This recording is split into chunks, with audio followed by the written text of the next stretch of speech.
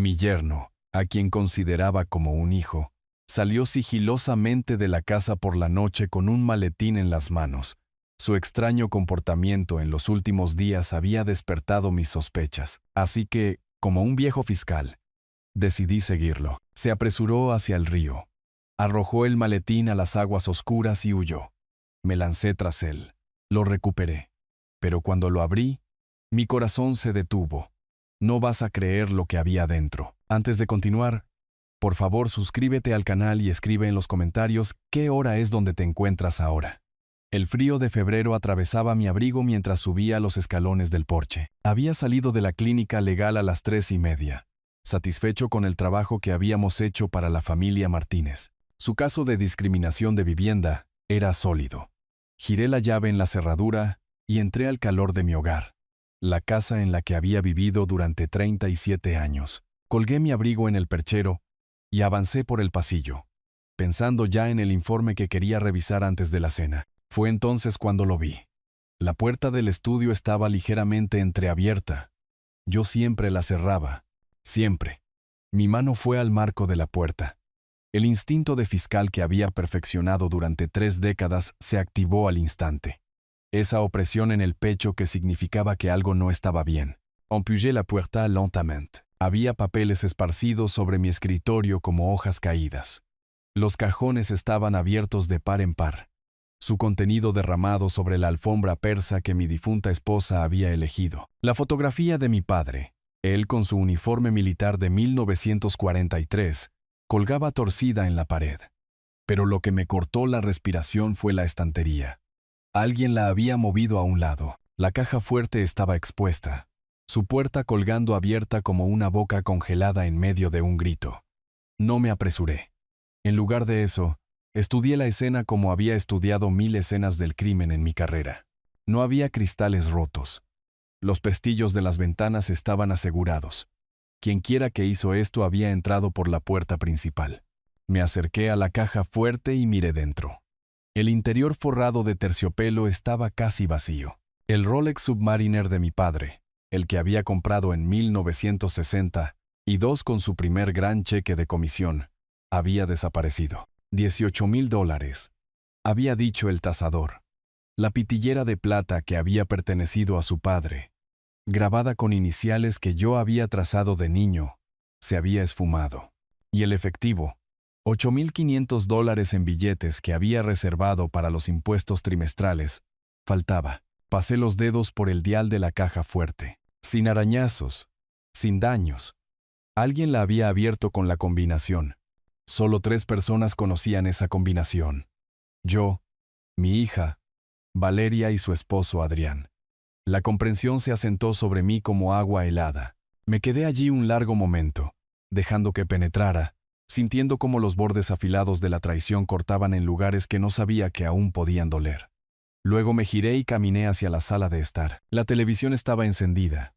Algún programa de cocina con un presentador demasiado entusiasta. Adrián estaba despatarrado en mi sofá, con los pies sobre mi mesa de centro, usando la misma camisa arrugada que llevaba esa mañana. Valeria estaba sentada en el sillón, encorvada hacia adelante, mordiéndose la uña del pulgar.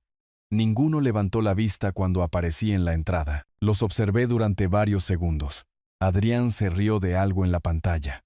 Valeria se miraba las manos. ¿Estuvo alguno de ustedes en mi estudio hoy? Mi voz salió firme, profesional, la voz que había usado en 100 tribunales. La cabeza de Adrián se giró bruscamente. ¿Qué? No. ¿Por qué? Alguien forzó mi caja fuerte. Mantuve mis ojos en Valeria. El reloj de mi padre ha desaparecido. El efectivo para mis impuestos. La pitillera. El rostro de Valeria palideció. Seguía sin mirarme. Adrián se puso de pie de un salto. ¿Hablas en serio? ¿Alguien te robó? ¿Cuándo? Hemos estado aquí todo el día. Habríamos oído algo. Ah, ¿sí? Desvié mi mirada hacia él. ¿Valeria?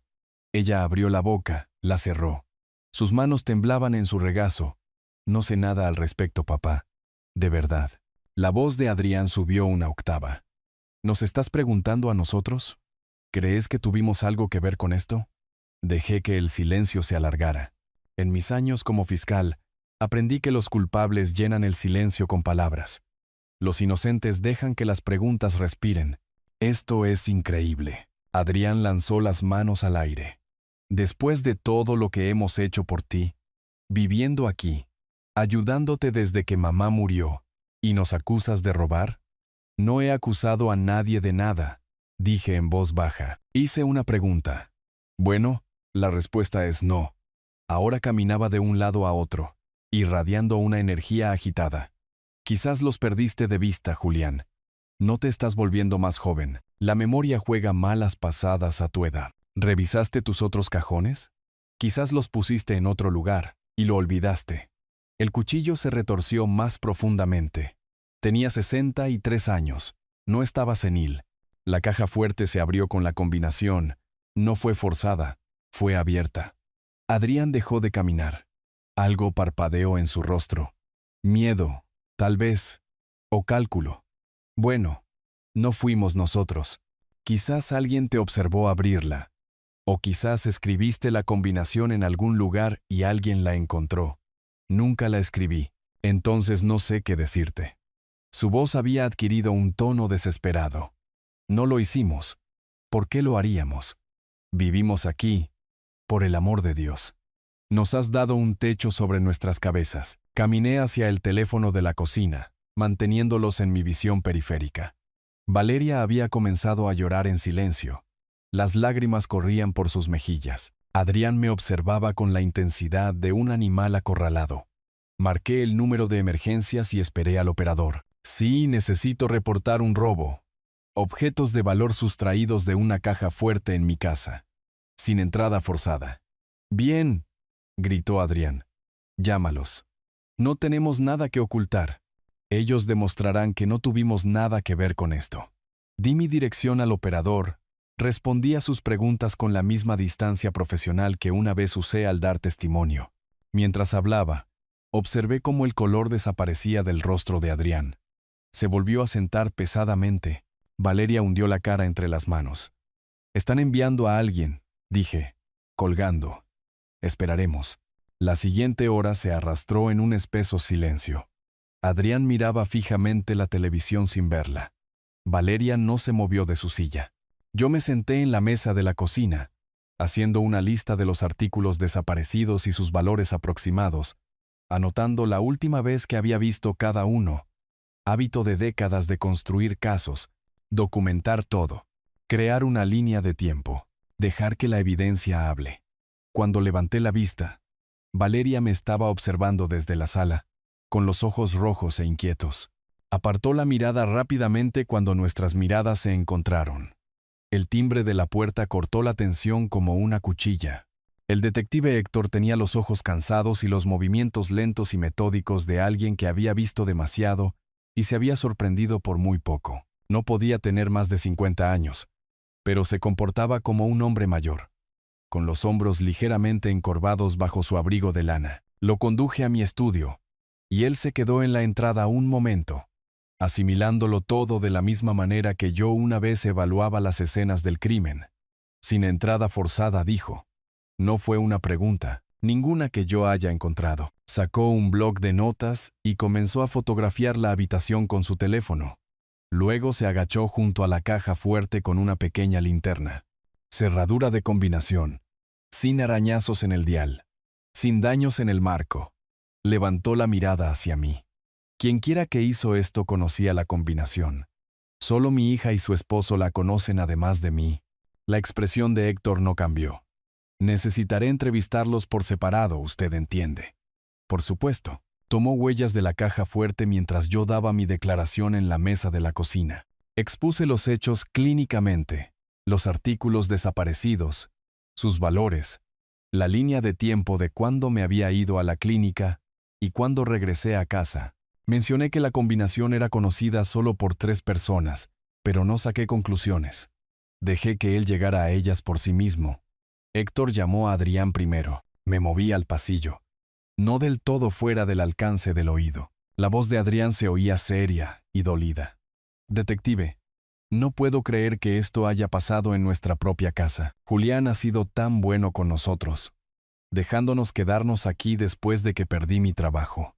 ¿Quién haría algo así? ¿Cuánto tiempo han vivido aquí, señor? Casi 2 años ya, desde noviembre de 2023. ¿Y estuvieron en casa todo el día de ayer? Sí, ambos. Valeria estaba trabajando en su portátil arriba. Yo estaba aquí abajo, viendo la televisión, haciendo algunas solicitudes de empleo en línea. ¿Escucharon algo inusual? ¿Vieron a alguien alrededor de la propiedad? Nada. Pero el estudio está en la parte trasera de la casa. Si alguien entró por una ventana o algo así, podríamos no haberlo oído. Una pausa. ¿Podría alguien haber observado a Julián abrir la caja fuerte? Quizás a través de una ventana. La caja fuerte está detrás de una estantería, dijo Héctor con calma. Habría que mover el estante para acceder a ella. Cierto, solo quería decir, no sé, quizás alguien que solía trabajar aquí. Una persona de limpieza o un contratista que supiera de ella. Escuché la desesperación en su voz y sentí que algo frío se asentaba en mi pecho. La entrevista de Valeria fue más breve. Apenas podía hablar entre lágrimas. Solo sacudía la cabeza y decía que no sabía nada. Había estado en su habitación todo el día. No podía entender por qué alguien haría esto. Las preguntas de Héctor eran amables pero persistentes. ¿Había notado algo inusual? ¿Había estado alguien más en la casa recientemente? ¿Sabía cuándo había accedido su padre por última vez a la caja fuerte? No. Susurró a todo. No lo sé. No puedo. Lo siento. Cuando Héctor terminó de tomar huellas, me mostró los resultados. Solo mis huellas dactilares en el dial y la manija de la caja fuerte. Quien la había abierto había usado guantes o la había limpiado después. Estábamos de pie en mi estudio de nuevo. La habitación se sentía violada y extraña. Héctor guardó su equipo con eficiencia practicada. Señor, presentaré este informe esta noche y enviaré las descripciones a las casas de empeño locales.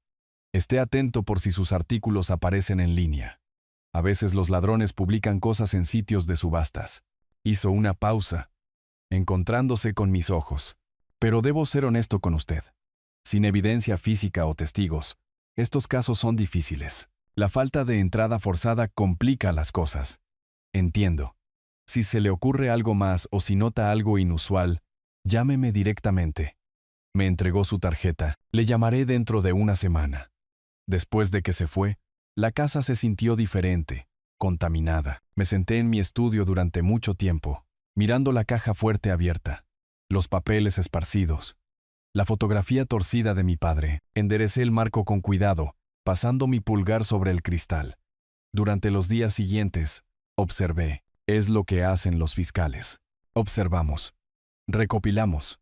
Construimos casos ladrillo por ladrillo. Adrián comenzó a tomar llamadas telefónicas afuera, paseando por el patio trasero. Incluso cuando el viento de febrero hacía visible su aliento, miraba por encima del hombro. Hablaba en tonos bajos y urgentes. Pasaba la mano por su cabello repetidamente. Cuando volvía a entrar, no me miraba a los ojos. Valeria dejó de comer mucho. Encontraba platos de comida apenas tocados en el fregadero. Círculos oscuros florecieron bajo sus ojos. Su cabello permaneció sin lavar durante días. Cuando yo entraba en una habitación, ella se sobresaltaba. Todo su cuerpo se tensaba como si esperara un golpe.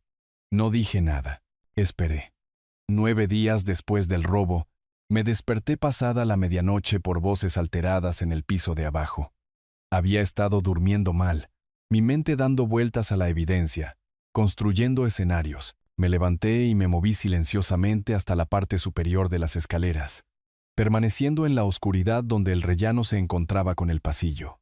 La sala de estar de abajo estaba iluminada por una sola lámpara. No podía verlos desde mi ángulo, pero la voz de Adrián se oía claramente.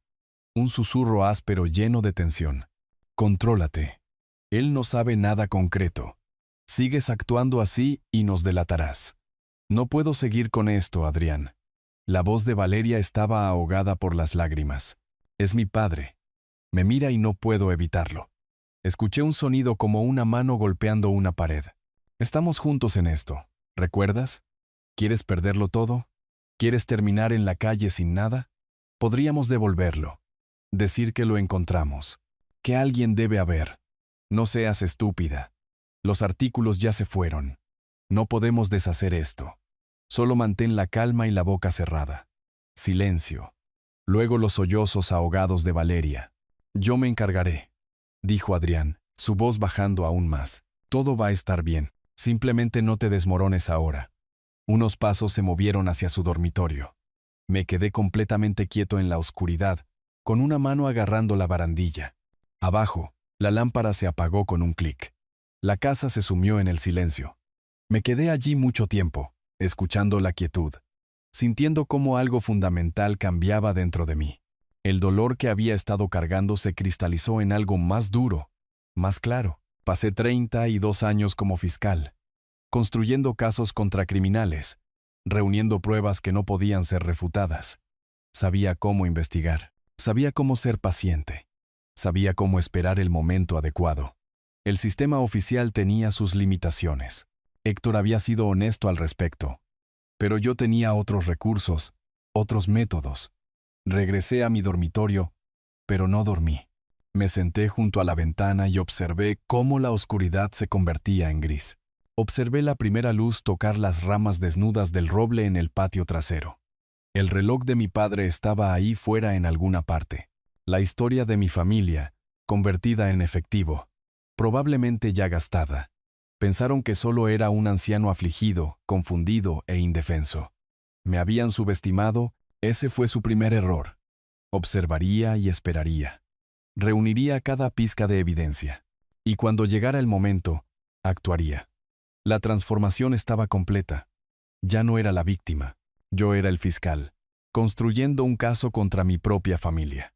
Pasaron varias noches. Ya no dormía mucho. La puerta de mi dormitorio permanecía entreabierta. Mis oídos sintonizados con cada sonido de la casa. Me quedaba allí completamente vestido, mirando cómo cambiaban los números verdes del reloj, escuchando cómo la vieja casa se asentaba a mi alrededor. Eran pasadas las 2 de la mañana cuando oí el clic de la puerta principal al abrirse. Me moví hacia la ventana, rápido pero silencioso, manteniéndome alejado del cristal donde la luz de la calle no me alcanzaría. Adrián bajaba los escalones del porche, vestido con ropa oscura, llevando un pequeño maletín negro. Miró a la izquierda, luego a la derecha, y luego se apresuró hacia su coche estacionado en la acera. ¿Ese maletín? Nunca lo había visto antes. Mis llaves ya estaban en la cómoda, las agarré, me puse mi chaqueta oscura y bajé por las escaleras traseras. A través de la cocina, salí por la puerta trasera. Crucé el patio hasta el garaje. Tenía mi coche encendido y rodando hacia la calle 30 segundos después de que las luces traseras de Adrián desaparecieran al doblar la esquina. Me mantuve atrás, dejando que 2 manzanas se abrieran entre nosotros cuando las calles estaban vacías, cerrando la brecha cuando llegábamos a las intersecciones. Viejos instintos de trabajar en detalles de vigilancia con detectives de policía regresaron como memoria muscular.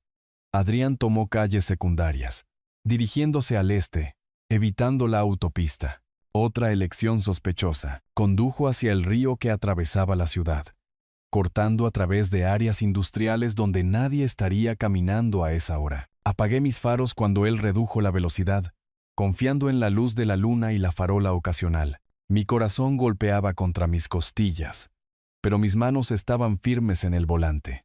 Adrián se estacionó cerca de la ribera, donde el acceso al puente se encuentra con la orilla. Me detuve unos 100 metros atrás. Apagué el motor, observé.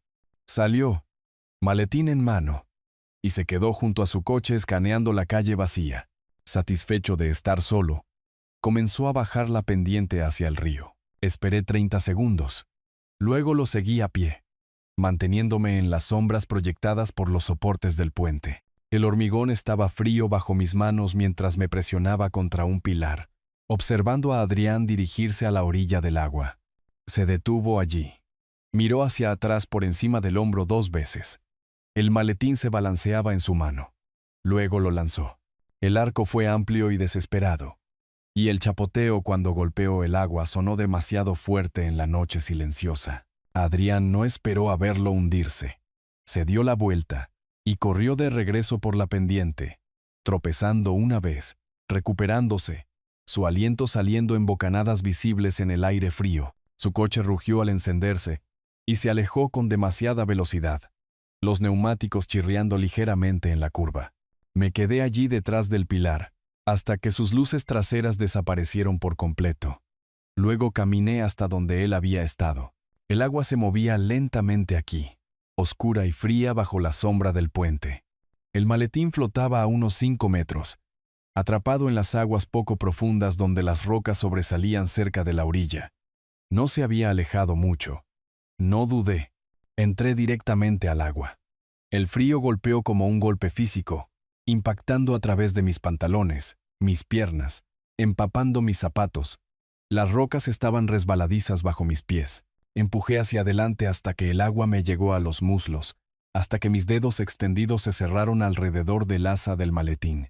Lo arrastré de vuelta a la orilla, el agua goteando del cuero. Mis manos temblaban de frío, no de miedo. Mientras abría los pestillos, se abrieron fácilmente. Dentro, envueltos cuidadosamente en capas de bolsas de plástico, el Rolex de mi padre, el segundero todavía barriendo suavemente alrededor del dial, la pitillera de plata con las iniciales de mi abuelo captando la luz de la luna, fajos de billetes de $100 sellados en plástico, completamente secos, todo lo que había robado.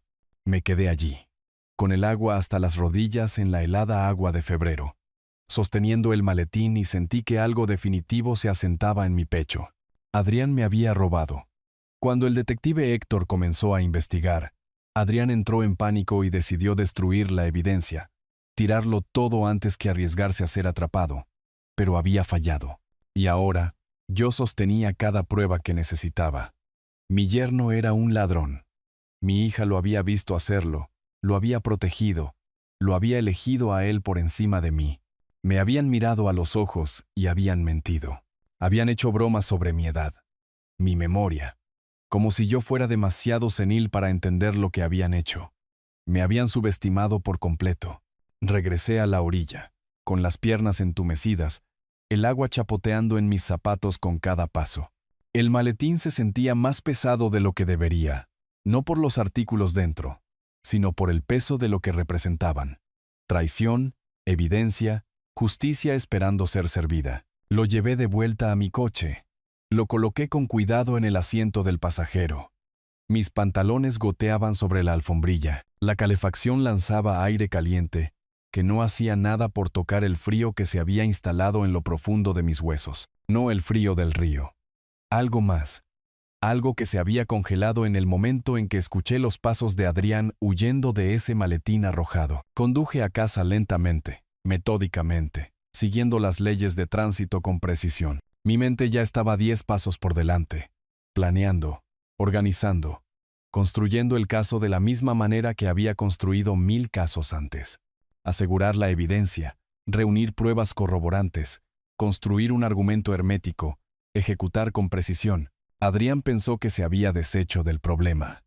Regresaría a casa, se metería en la cama junto a mi hija y dormiría profundamente creyendo que se había protegido. No tenía idea de lo que se avecinaba. La casa estaba oscura cuando entré en el garaje. Me senté en el coche un momento, con el maletín en mi regazo, y me permití sentirlo. No rabia, no dolor, sino fría certeza. Esto ya no se trataba de ira. Se trataba de justicia.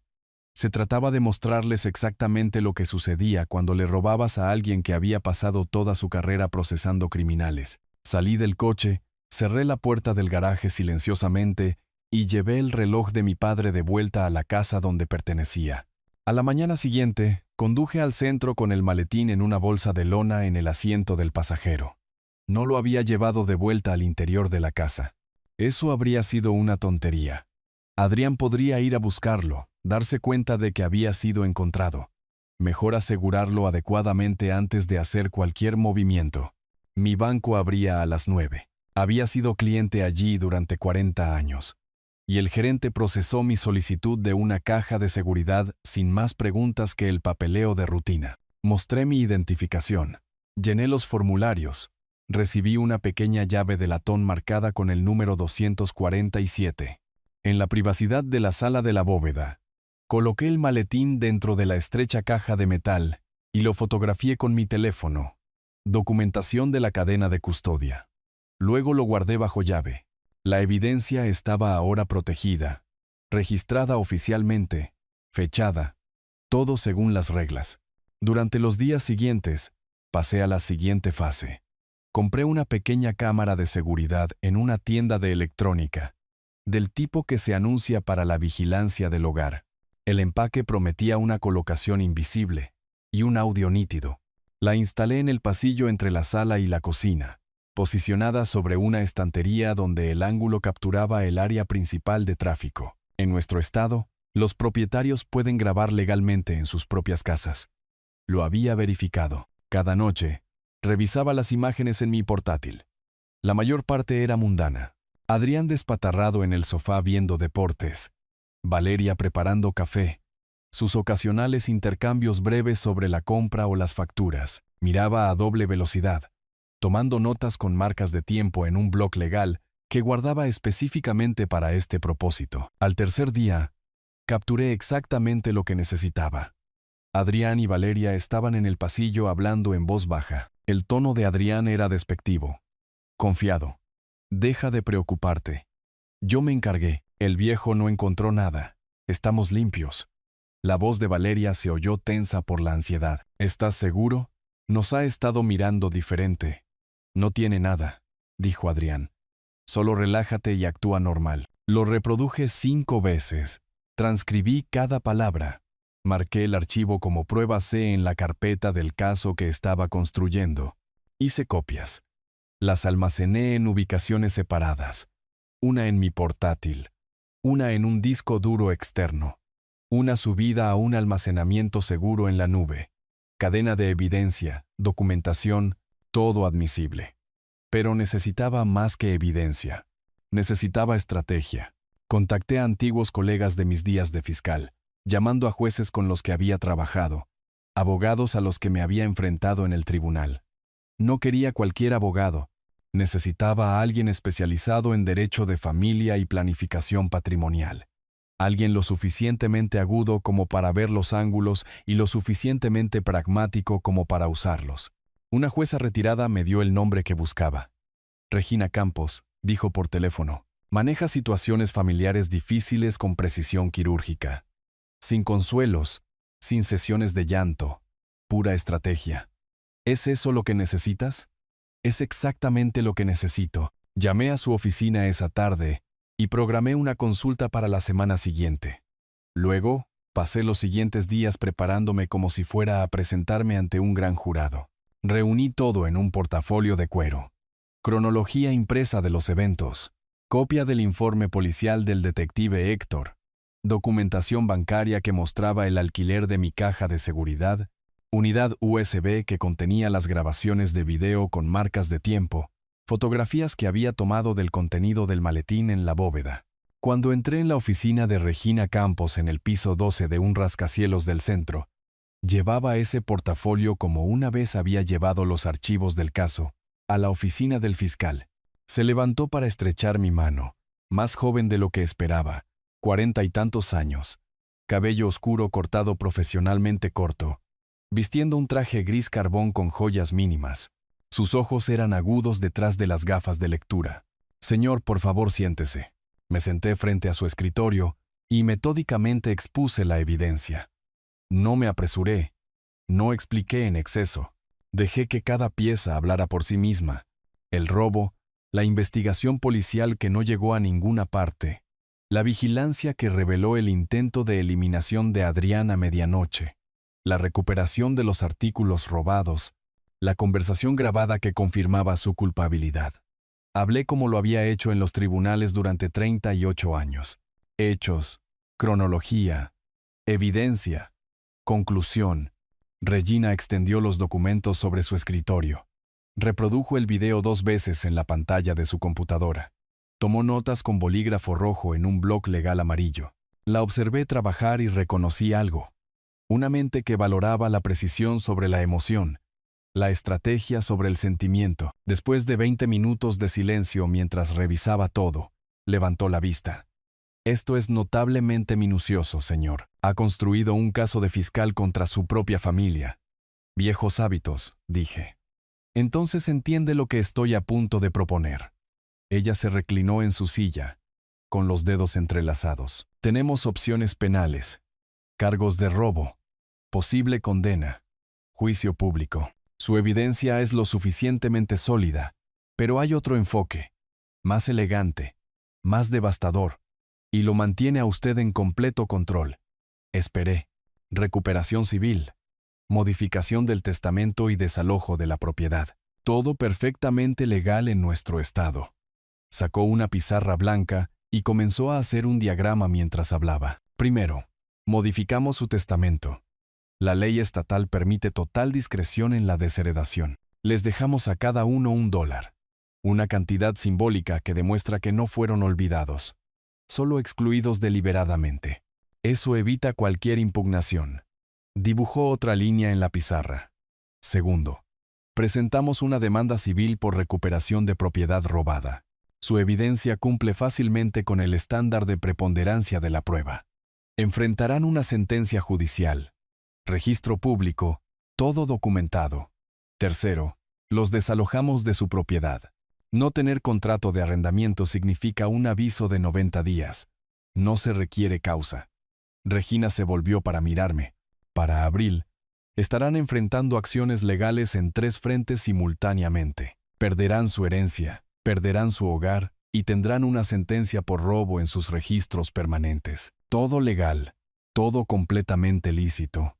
Todo diseñado para hacerles entender exactamente lo que hicieron y lo que les costó.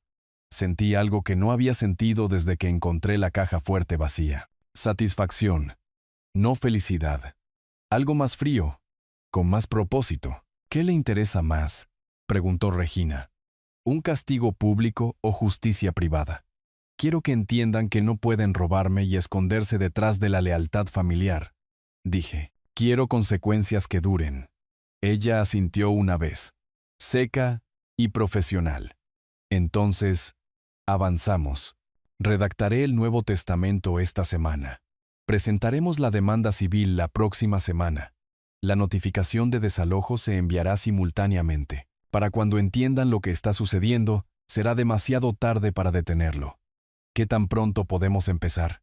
Tendré los documentos para su revisión en 3 días. Regina se puso de pie, extendiendo su mano de nuevo.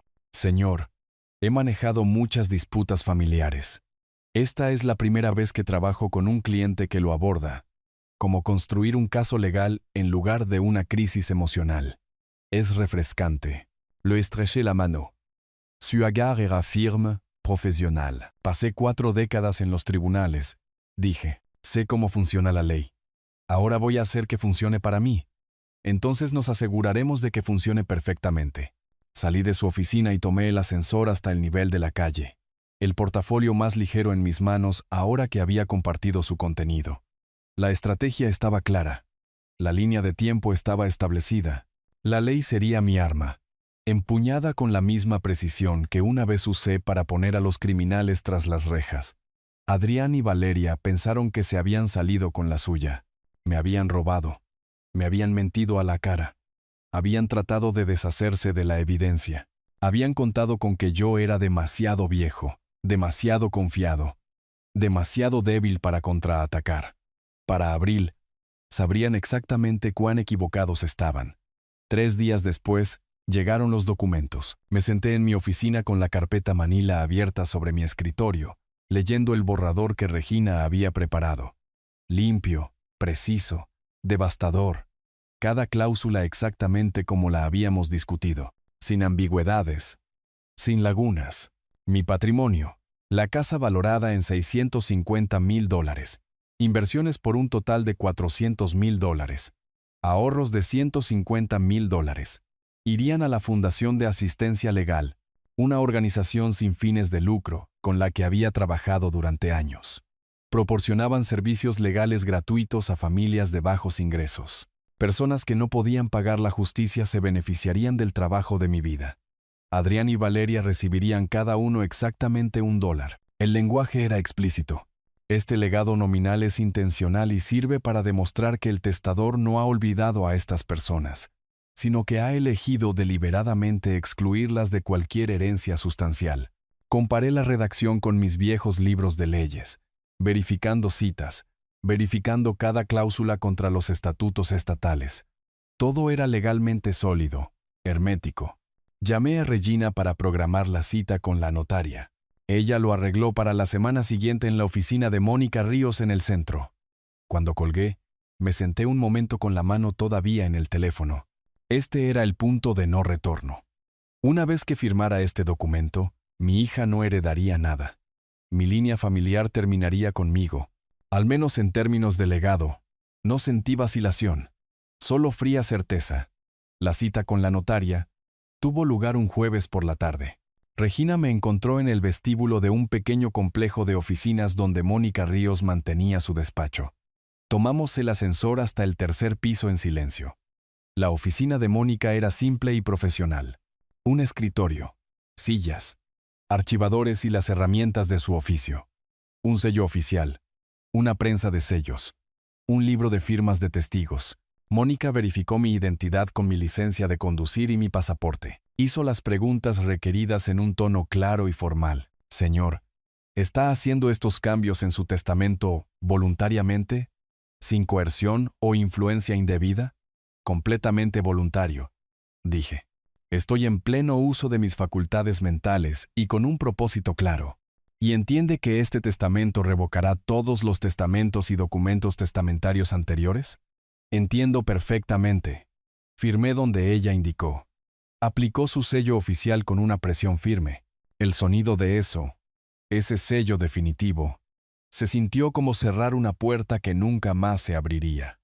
Regina presentó las notificaciones de desalojo a continuación.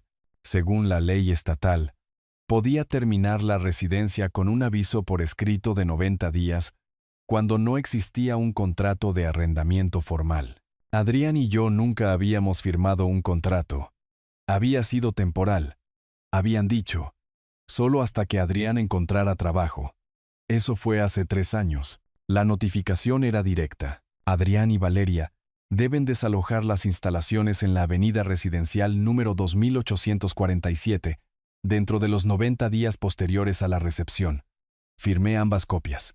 De vuelta en la oficina de Regina después, ella extendió una línea de tiempo sobre su escritorio. No entregue la notificación de desalojo todavía, aconsejó. Deje que descubran primero el cambio del testamento. Queremos que pierdan el equilibrio, que reaccionen. Cuando estén en pánico por perder su herencia, los golpearemos con el desalojo. Máximo impacto psicológico. Piensa como una fiscal, dije. Ella sonrió levemente. Pienso como alguien que gana. Conduje a casa con copias certificadas aseguradas en mi maletín. El testamento original fue al servicio de almacenamiento de documentos de mi banco esa tarde. Las copias certificadas se unieron al maletín en mi caja de seguridad, junto a los artículos robados recuperados. En casa, Adrián y Valeria estaban en la sala de estar. Los saludé amablemente, les pregunté por su día. Adrián mencionó una posible pista de trabajo. Asentí alentadoramente. Valeria me observaba con ojos preocupados, pero no dijo nada. Durante la semana siguiente, mantuve la fachada. Charlaba durante el desayuno. Le preguntaba a Valeria sobre sus proyectos independientes. Incluso elogié un plato de pasta que Adrián preparó para la cena. Pude ver a Adrián relajándose día a día, sus hombros aflojándose, su voz perdiendo ese tono tenso que había tenido durante semanas. Pensó que yo lo había superado. Pensó que el peligro había pasado. Una noche, en la cena, Adrián sugirió unas vacaciones familiares. Quizás este verano, dijo, gesticulando con su tenedor. Hagamos un viaje juntos. Has estado trabajando muy duro con tu trabajo voluntario, Julián. Deberías relajarte un poco. Eso es considerado, dije. Veremos cómo se desarrollan las cosas. Valeria habló en voz baja. Papá, ¿te sientes bien?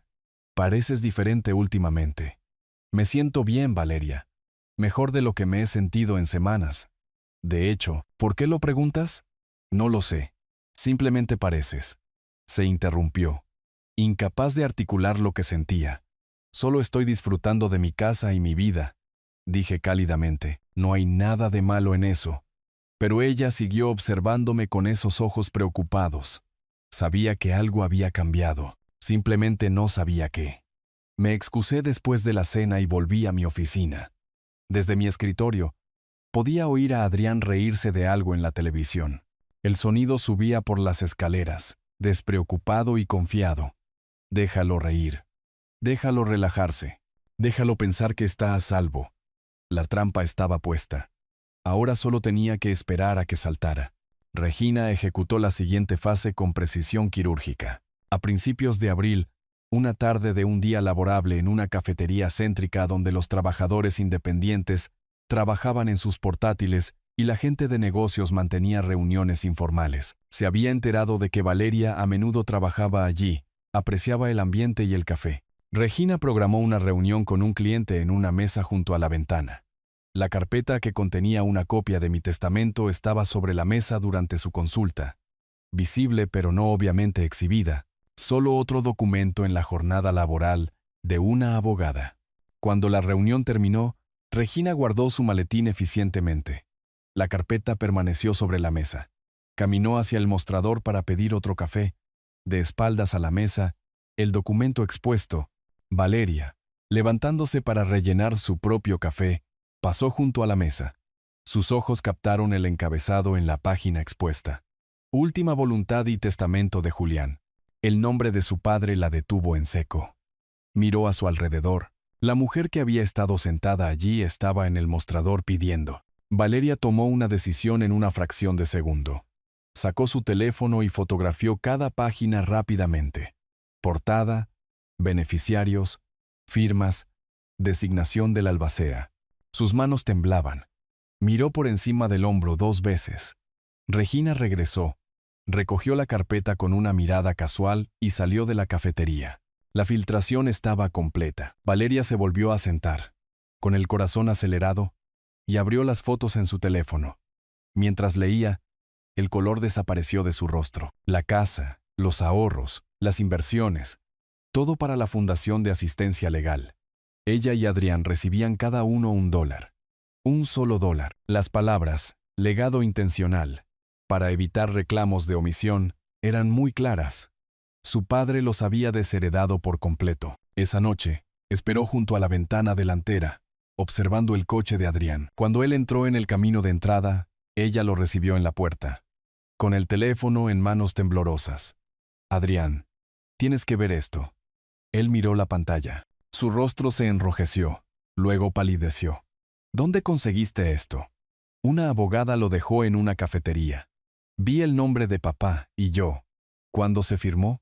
Exigió él, agarrando el teléfono. Busca la fecha. Ella se desplazó hasta la página de la firma. Hace 3 semanas. A finales de marzo. La explosión de Adrián fue inmediata. 3 semanas, y no dijo nada. No terminó. Simplemente irrumpió hacia la parte trasera de la casa, hacia mi estudio. Yo estaba en mi escritorio, leyendo un informe de la clínica legal. Adrián irrumpió por la puerta sin llamar, con el teléfono apuntando a mi cara. ¿Qué es esto? ¿Cambiaste tu testamento? ¿Nos estás desheredando por completo? Miré la pantalla con calma. Esa parece ser una fotografía de un documento legal. ¿Dónde la obtuviste? Eso no importa. No puedes hacer esto, después de todo lo que hemos hecho por ti. ¿Qué has hecho exactamente por mí, Adrián? Mi voz era hielo. ¿Vivir aquí sin pagar alquiler durante 3 años? ¿Comer mi comida? ¿Usar mis servicios? ¿Tratar mi casa como un hotel? ¿Qué estoy olvidando? Hice una pausa. Ah, sí. Me robaste. Su rostro se puso blanco. Nunca. Eso es una locura. No tienes pruebas. Me levanté, caminé hacia mi archivador y saqué una carpeta gruesa. No la abrí. Solo la sostuve donde él pudiera verla. Tengo muchas pruebas, Adrián. La pregunta es si elijo usarlas. Valeria apareció en la entrada, con lágrimas corriendo por su rostro. Papá, por favor, podemos arreglar esto. Siento mucho lo que sea que creas que pasó. No pienso nada, Valeria. Sé lo que pasó, y esta es la consecuencia. Abrí el cajón de mi escritorio y saqué 2 sobres. Le entregué uno a cada uno. Notificaciones oficiales de desalojo de 90 días, preparadas con el membrete del bufete de abogados de Regina. Tienen 90 días para encontrar otro alojamiento. Les sugiero que empiecen a buscar de inmediato. Las manos de Adrián temblaban mientras abría el sobre. ¿90 días? ¿Nos estás desalojando? ¿A tu propia hija? Han estado viviendo aquí sin contrato. La ley estatal permite la terminación de la residencia con un aviso de 90 días. Considérate notificado. Lucharemos contra esto. La voz de Adrián subió hacia un grito. Impugnaremos el testamento. Demostraremos que no eres competente para tomar estas decisiones. Casi sonreí. Me han evaluado 3 médicos independientes en el último mes. Función cognitiva perfecta, excelente salud mental. Hice que una notaria verificara mi competencia al firmar el testamento. Pero por favor, contrata a un abogado. Gasta tu dinero. Lo vas a necesitar. La voz de Valeria era apenas un susurro. ¿Cómo puedes ser tan cruel? Soy tu hija, la miré a los ojos, y eso hace que tu traición sea mucho peor. Se retiraron a su dormitorio, Adrián todavía gritando amenazas, Valeria sollozando. Me volví a sentar en mi escritorio y volví a mi lectura. Desde arriba podía oír la voz de Adrián, todavía elevada, discutiendo con Valeria sobre qué hacer a continuación. Déjalo gritar. La rabia no cambiaba nada.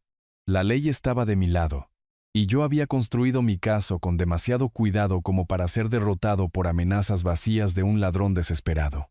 El primer golpe había aterrizado. Sabían que estaban vencidos, pero lucharían de todos modos. Estaba bien. Cada impugnación legal que presentaran solo drenaría sus recursos y demostraría aún más su culpabilidad cuando inevitablemente perdieran. Pasé la página de mi informe y continué leyendo. Encima de mí, la voz de Adrián finalmente se desvaneció en el silencio. El correo certificado llegó a principios de mayo, 3 semanas después de que les entregara las notificaciones de desalojo. Firmé por él en la puerta. Volví a mi cocina y abrí el sobre con mi café aún humeante en el mostrador. Una presentación legal. Adrián había contratado a un abogado. Leí la petición con cuidado. El nombre del abogado era Roberto Salas. Nadie a quien yo reconociera, lo que sugería inexperiencia o práctica de bajo nivel. Los motivos para impugnar mi testamento eran predecibles. Supuestamente yo no estaba en mi sano juicio, debido a la edad avanzada, y era susceptible a influencias indebidas. Los argumentos eran vagos, sin respaldo de evidencia, desesperados. Llamé a Regina de inmediato. Ella revisó la presentación por teléfono mientras yo leía secciones en voz alta. Cuando terminé, hizo un sonido despectivo. Movimiento de desesperación estándar. Están alegando incompetencia, lo que significa que solicitarán una evaluación de competencia. Nos preparamos exactamente para esto. Las 3 evaluaciones médicas, dije, precisamente, presentaremos nuestra respuesta, incluyéndolas las 3 como pruebas. Esto no irá a ninguna parte. La audiencia se programó para mediados de mayo. Conduje al centro, al tribunal del condado con Regina. Me estacioné en el garaje y tomé el ascensor hasta el 4º piso. Adrián ya estaba allí con Roberto Salas, un hombre nervioso con un traje marrón que le quedaba mal y que evitaba el contacto visual. Evelyn estaba notablemente ausente. La jueza Isabel presidía. Tenía unos 50 y tantos años, cabello gris recogido, gafas de lectura sobre la nariz. Revisó ambas presentaciones antes de llamar al orden. Hicks presentó su caso débilmente. No tenía evidencia médica, ni testigos expertos, solo especulación sobre mi edad y el momento supuestamente sospechoso del cambio de testamento. Sugirió que 67 años era una edad suficientemente avanzada como para cuestionar la capacidad de tomar decisiones. Insinuó que cambiar mi testamento después de una disputa familiar indicaba irracionalidad. Regina demolió cada punto sistemáticamente. Presentó 3 evaluaciones médicas, un médico general, un neurólogo y un psiquiatra, todos certificando mi perfecta función cognitiva. Proporcionó la declaración jurada de la notaria sobre mi clara competencia durante la firma del testamento. Llamó a 2 testigos de carácter, jueces retirados con los que había trabajado que testificaron sobre mi mente aguda y mi perspicacia profesional. La jueza Isabel me hizo preguntas directamente. Señor, ¿puede decirme por qué cambió su testamento? Me puse de pie. Ciertamente, su señoría. Descubrí que los miembros de la familia que residían en mi casa me habían robado propiedades valiosas pertenecientes a mí. Concluí que las personas dispuestas a cometer un robo contra mí no deberían beneficiarse de mi patrimonio. Esta decisión fue tomada racional y deliberadamente, y entendía las implicaciones legales de la desheredación completamente. Según el Código Civil de nuestro estado, un testador tiene total discreción para determinar los beneficiarios. Ejercí esa discreción después de una cuidadosa consideración. Ella sonrió levemente. Parece bastante familiarizado con la ley estatal, señor. Fui fiscal durante 38 años. Su señoría, la ley no es territorio desconocido para mí. Después de 20 minutos de preguntas, la jueza Isabel había oído suficiente. No encuentro evidencia de capacidad disminuida. Las evaluaciones médicas son ejemplares. El señor claramente entiende sus decisiones y sus implicaciones. La petición es denegada. Fuera de la sala, Adrián parecía conmocionado. Su última esperanza de retener los derechos de herencia se había derrumbado. Regina se le acercó con una nueva carpeta de documentos. Señor, está siendo notificado. Tomó la carpeta de mala gana. La abrió. Sus manos comenzaron a temblar mientras leía. Demanda civil por recuperación de propiedad robada. La demanda incluía todo: la recuperación del maletín, las conversaciones grabadas, el informe policial del detective Héctor, fotografías de los artículos recuperados. Su rostro pasó de pálido a ceniciento. Durante las siguientes semanas, Adrián intentó montar una defensa. Mantuvo a Roberto Salas como su abogado para el caso civil, aunque Salas estaba claramente ahogándose. El proceso de descubrimiento reveló la situación financiera de Adrián. Cuenta bancaria casi vacía, tarjetas de crédito al máximo, deudas significativas implícitas a través de extractos de crédito. Casi no tenía recursos para una lucha legal prolongada. Entonces Valeria tomó su decisión crucial. Le dijo a Adrián que no participaría en la defensa de la demanda civil. Me enteré a través del investigador de Regina, pero más tarde, Valeria me lo confirmó ella misma en una breve y dolorosa conversación. No mentiría bajo juramento. No fingiría que no sabía lo que había sucedido. Adrián estalló contra ella. ¿Me estás abandonando? ¿Después de que hice esto por nosotros? Su respuesta fue tranquila pero devastadora. Tú hiciste esto por ti mismo, Adrián. Yo solo te seguí la corriente porque era débil. He terminado. Su matrimonio se fracturó por completo después de eso. Vivían en la misma casa pero en mundos separados, apenas hablándose. Regina me llamaba regularmente con actualizaciones. Cada una mostraba que la posición de Adrián se debilitaba. Su abogado era ineficaz, sus finanzas estaban agotadas, su matrimonio se estaba desmoronando, y la fecha límite de desalojo se acercaba. A principios de junio, solo faltaban unos días. Una tarde, me senté en mi estudio revisando los documentos del caso. Pensé en la petición desesperada de Adrián, su abogado débil, su matrimonio desmoronándose. Pensó que podía robar y esconderse detrás de los lazos familiares. Pensó que yo era demasiado viejo, demasiado confiado, demasiado débil para contraatacar adecuadamente. Cada suposición había sido errónea. No estaba contraatacando, estaba desmantelando sistemáticamente su vida, usando el mismo sistema legal al que había servido durante décadas. Esto no era venganza, era rendición de cuentas. Había una diferencia, y Adrián la estaba aprendiendo por las malas. La fecha de desalojo llegaba en 10 días. Luego el juicio civil, cada pieza cayendo en su lugar exactamente como estaba planeado. A principios de junio, llegó con la luz del sol de la mañana y el golpe en la puerta que había estado esperando. Abrí la puerta principal y encontré al agente Sergio, con una tablilla en la mano, y a Regina a su lado en el porche. «Señor». El agente era joven, profesional, su uniforme impecable.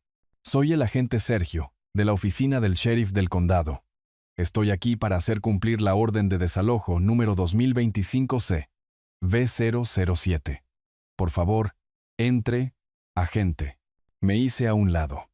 «Los residentes están arriba», explicó el procedimiento formalmente, aunque yo ya lo sabía. Adrián y Valeria tenían hasta las 5 de la tarde de hoy para desalojar. Cualquier pertenencia no retirada para entonces sería almacenada a su costa. Se les prohibiría legalmente volver a entrar en la propiedad. Podía oír movimiento arriba, cajones abriéndose, pasos, voces ahogadas. Sabían que este día llegaría, pero claramente no habían terminado de empacar. Evelyn bajó primero. Tenía los ojos rojos, el rostro pálido. No me miró. Habló solo con el agente. ¿Cuánto tiempo tenemos? Hasta las 5 de la tarde, señora. Un camión de mudanzas alquilado llegó alrededor de las 9. Adrián y Valeria comenzaron a bajar cajas, ropa, libros, pequeños muebles. Permanecí en mi estudio con la puerta abierta, observando ocasionalmente pero sin interferir. No me estaba regodeando, solo asegurándome de que se cumpliera. Adrián pasó por la entrada de mi estudio varias veces, lanzando miradas de enojo pero sin decir nada. Sabía que cualquier confrontación solo empeoraría las cosas. Su rostro estaba tenso por la rabia reprimida, pero la mantenía contenida. Cerca de las 3 de la tarde, Valeria apareció en la puerta de mi estudio. Se quedó allí en silencio hasta que levanté la vista de mis papeles. Intentó hablar. Las lágrimas corrían por sus mejillas, pero al principio no pudo encontrar las palabras. Finalmente, papá, necesito decir que lo siento mucho. Sé que no arregla nada, pero necesito que sepas que lo siento. La miré durante un largo momento. Lo siento no devuelve lo que fue robado. Valeria, no deshace la traición. Tomaste tus decisiones. Estas son las consecuencias, lo sé. Es solo que soy tu hija. Eso no significa nada. Significa que tu traición dolió más de lo que lo habría hecho de un extraño. Eso es lo que significa. Ella asintió. Se dio la vuelta. Se fue. A las 4:30, el camión estaba cargado. Adrián realizó un recorrido final con el agente Sergio acompañándolo. Todo parecía en orden. Se pararon en el porche delantero, llaves en mano. El agente extendió la palma de su mano. Adrián sostuvo las llaves en su puño cerrado por un momento. Luego abrió la mano. Las llaves cayeron en lugar de ser entregadas.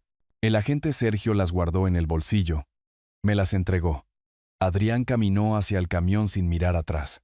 Valeria lo siguió. Con los hombros caídos, observé desde la ventana cómo se alejaba el camión de mudanzas. Habían alquilado un apartamento barato en las afueras de la ciudad. El investigador de Regina lo había confirmado. Un barrio difícil, un espacio pequeño, un drástico descenso de categoría. No sentí culpa. Las consecuencias rara vez son cómodas. Después de que se fueron, caminé por las habitaciones vacías, sorprendentemente limpias. Influencia de Valeria, probablemente. Llamé a un cerrajero. En 2 horas, todas las cerraduras exteriores fueron cambiadas. Al día siguiente, una compañía de seguridad instaló un nuevo sistema de alarma. Mi casa era mía de nuevo, y así se quedaría. Esa noche, me senté solo en mi sala de estar por primera vez en 3 años. El silencio era profundo, no había pasos en el piso de arriba, ni televisión ahogada, ni tensión. Solo silencio. Me serví un whisky. No celebrando, exactamente. Solo reconociendo que algo incorrecto había sido corregido. 2 semanas después, comenzó el juicio civil. La jueza Isabel presidía de nuevo. Recordaba el fallido desafío al testamento de Adrián, lo que funcionó a nuestro favor. La presentación de Regina fue metódica y devastadora.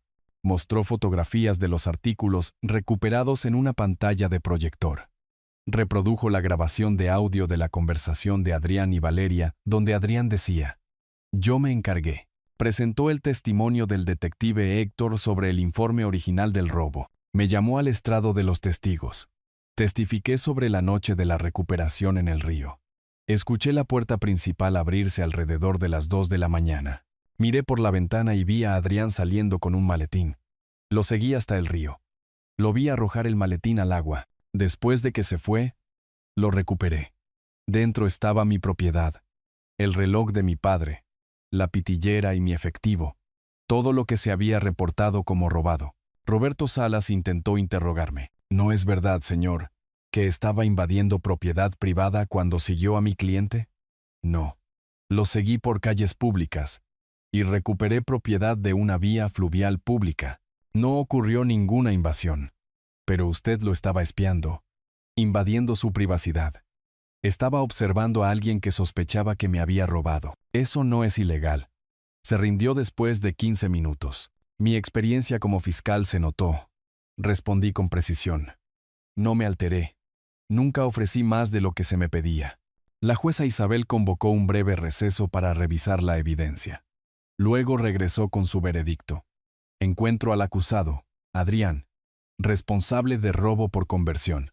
La evidencia es abrumadora y la defensa del acusado no es persuasiva. Sentencia para el demandante por la cantidad de $29.500 por la devolución de la propiedad robada, más $12.000 en honorarios de abogados. Sentencia total, $41.500 pagaderos dentro de 90 días. Fuera del tribunal, me paré con Regina en los escalones. Ella estaba satisfecha. Victoria completa en todos los frentes. ¿Se siente reivindicado?, preguntó ella. Siento que se hizo justicia, dije. Eso es suficiente. Adrián no tenía dinero, ni perspectivas de herencia, un matrimonio colapsado, y ahora una sentencia de $41.000 en su contra. Su vida estaba sistemáticamente desmantelada. Pero había una cosa más. Regina lo mencionó mientras nos despedíamos. Los cargos penales, dijo. El detective Héctor puede reabrir el caso ahora que tenemos el veredicto civil. Si quiere seguir adelante con ello, lo consideré. El enjuiciamiento penal significaría tiempo de cárcel para Adrián, antecedentes penales por un delito grave, la destrucción completa de cualquier perspectiva restante. Déjeme pensarlo, dije. Pero ya sabía mi respuesta. Regina llamó una semana después del veredicto del juicio civil. Su voz transmitía una tranquila anticipación. La sentencia civil ha sido registrada. Ahora podemos presentar cargos penales. El fiscal tomará este caso. Tiene evidencia documentada de robo grave. ¿Está listo para proceder? Estoy listo, dije. ¿Cuál es el proceso? Lleve su evidencia al detective Héctor. Él escribirá un informe complementario y enviará todo al fiscal de distrito. Con el hallazgo civil, esto se convierte en un caso penal muy sólido. ¿Qué hay de Valeria? Ella no cometió físicamente el robo ni se deshizo de la evidencia. El conocimiento de un crimen no es lo mismo que participar en él. Adrián enfrentará los cargos solo. Pasé el día siguiente organizando mi paquete de evidencia. Todo fue en una carpeta de 3 anillos con secciones con pestañas. Investigación, recuperación, procedimientos civiles, evidencia.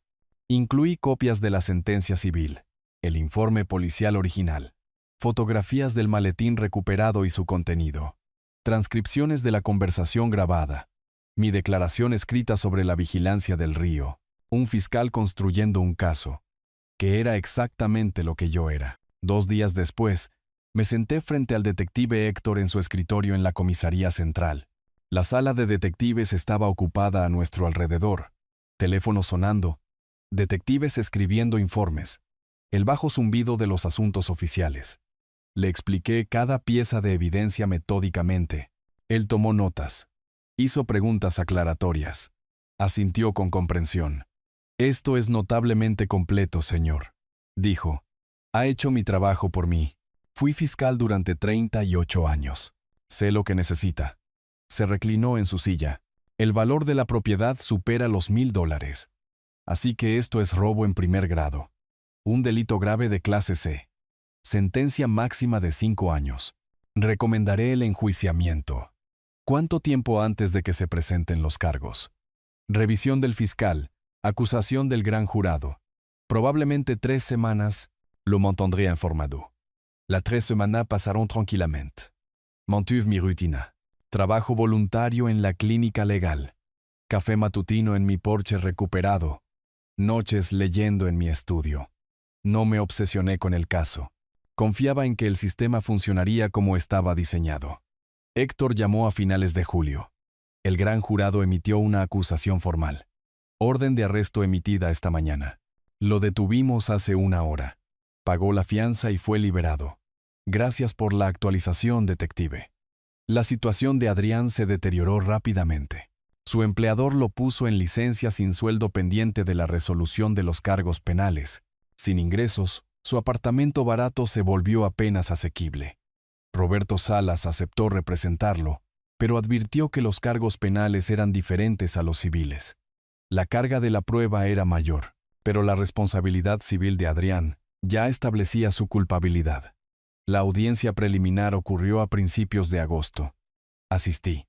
Sentado en la galería con Regina, el fiscal, un joven y agudo abogado llamado Marco Salas, presentó la evidencia al juez. La defensa de Adrián era inexistente. Salas solo podía argumentar puntos de procedimiento que no llevaban a ninguna parte. El juez encontró causa probable y programó el juicio para finales de septiembre. Pero después de la audiencia, Salas llevó a Adrián a un lado. No escuché la conversación, pero el investigador de Regina la informó más tarde. Salas le dijo a Adrián la brutal verdad. Iba a perder en el juicio. La evidencia era abrumadora. La mejor opción, la única opción realista, era un acuerdo de culpabilidad. Adrián, roto y desesperado, aceptó. Salas negoció con el fiscal. Adrián se declararía culpable de robo en primer grado a cambio de libertad condicional en lugar de prisión. El acuerdo incluía 18 meses de libertad condicional supervisada, 200 horas de servicio comunitario, restitución y una condena permanente por delito grave. La audiencia de declaración de culpabilidad ocurrió a mediados de agosto. Asistí. Adrián se paró ante la jueza Isabel, la misma jueza del caso civil, y formalmente se declaró culpable. Admitió bajo juramento haber robado mi propiedad e intentar deshacerse de la evidencia. Señor, dijo la jueza Isabel, se declara culpable de robo en primer grado. ¿Entiende que esta es una condena por un delito grave que permanecerá en su registro permanentemente? Sí, su señoría. Su voz era apenas audible. Y admite que alrededor del 10 de febrero de 2025, usted sustrajo ilegalmente propiedad perteneciente a Julián con la intención de privarlo permanentemente de esa propiedad? Sí, su señoría. La Corte acepta su declaración de culpabilidad. Por la presente lo sentencio a 18 meses de libertad condicional supervisada, 200 horas de servicio comunitario y restitución, según lo determinado por el juicio civil. También se le informa que esta condena por delito grave conlleva consecuencias, incluida la pérdida de ciertos derechos civiles y dificultades en el empleo. ¿Entiende? Entiendo. Fuera del tribunal después de la declaración, vi a Adrián por última vez. Estaba con Salas, firmando papeles en un banco de hormigón. Parecía 20 años mayor de lo que parecía hacía 6 meses. Demacrado, derrotado, vacío. Su traje barato colgaba holgadamente en una estructura que había perdido peso. Nuestros ojos se encontraron brevemente a través de la plaza. Su expresión estaba vacía, sin ira, sin desafío, solo agotamiento y derrota. No sentí triunfo, ni satisfacción, solo finalización. Se había hecho justicia a través de los canales adecuados. La ley a la que había servido durante mi carrera había funcionado exactamente como estaba diseñada. Adrián era un delincuente convicto ahora. Eso era suficiente. Me di la vuelta y bajé los escalones del tribunal, con el maletín en la mano, el sol de la tarde cálido sobre mis hombros. Estaba terminado. A finales de agosto llegó con la luz de la mañana filtrándose a través de los robles en mi patio delantero. Me senté en el porche con café y el periódico. Papel real, como yo lo prefería. El vecindario estaba tranquilo. Una mujer paseaba a su perro frente a mi casa. Saludó. Le devolví el saludo. Pequeños placeres. Rutinas simples. Mi casa, mi tiempo, mi paz. Las habitaciones de huéspedes habían sido repintadas. Colores neutros. Paredes limpias. Sin rastro de ocupantes anteriores. Caminaba por ellas después de que los pintores terminaron, pasando la mano por la pintura fresca, abriendo armarios vacíos. Las habitaciones eran mías de nuevo. Toda la casa era mía. Se sentía más ligera de alguna manera, como si se hubiera levantado un peso. Una mañana llegó una carta reenviada por la oficina de Regina, escrita a mano. Reconocí la letra de Valeria de inmediato. Me senté en la mesa de mi cocina y la leí. La carta era larga, varias páginas de escritura cuidadosa, una disculpa, detallada y exhaustiva. Explicó que ella y Adrián se habían divorciado, que vivía sola en un pequeño apartamento, trabajando en múltiples empleos independientes para sobrevivir. Asumió la responsabilidad de su silencio durante el robo. Admitió que debería haber detenido a Adrián o habérmelo dicho de inmediato. «Eres mi padre», escribió cerca del final. «Sé que no merezco el perdón, pero lo pido de todos modos. No por dinero o herencia, solo por la posibilidad de volver a ser tu hija algún día». Leí la carta 3 veces. Era mi hija. La había criado, amado, apoyado durante 37 años, pero me había traicionado.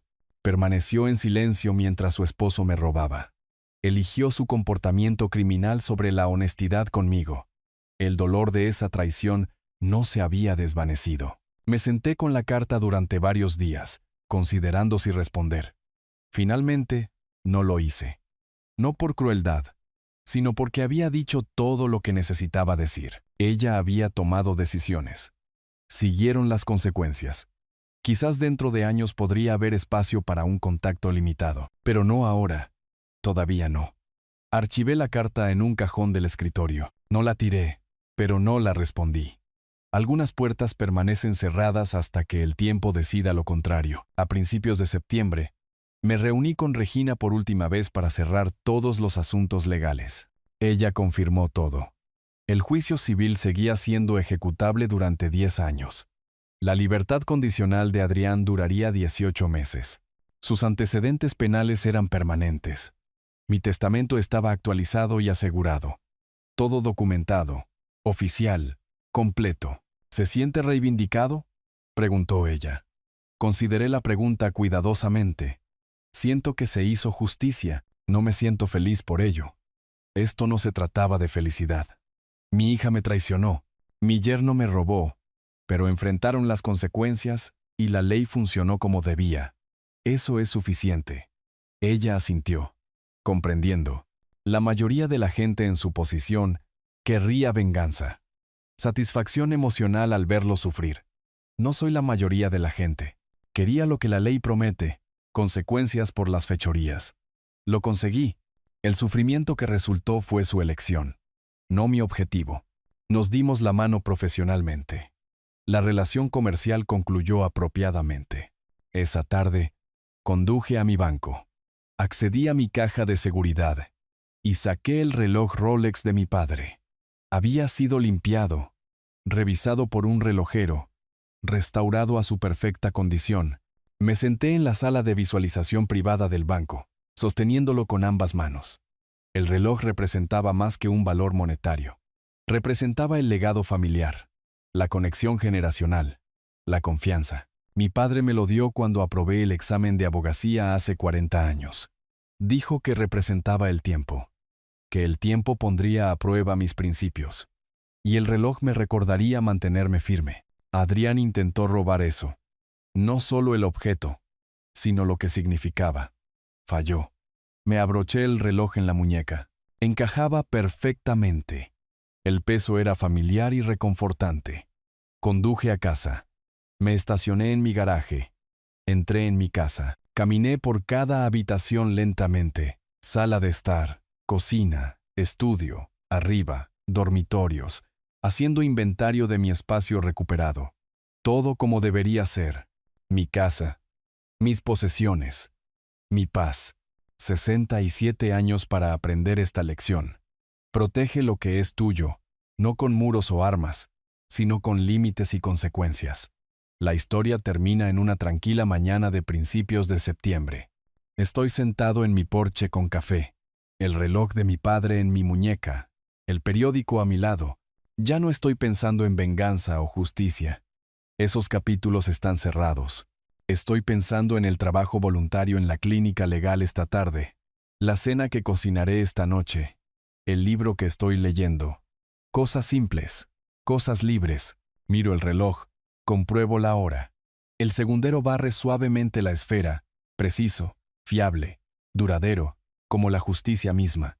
Sonrío levemente, tomo un sorbo de café y comienzo mi día. Si te gustó esta historia, por favor dale me gusta a este video. Suscríbete al canal y comparte tus impresiones sobre esta historia en los comentarios.